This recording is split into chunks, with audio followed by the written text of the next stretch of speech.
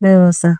Well, but a lot of people have seen you in clips and pictures with this terrorist where you know where they are. We've communicated with them. You've even as far as negotiating with them, you know.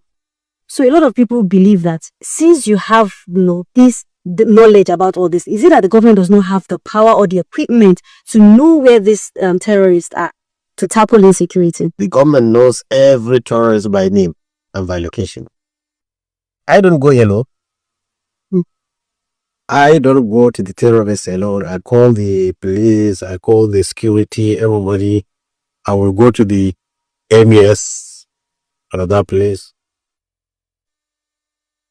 In fact, when we were going to one terrorist, I went even with women with me.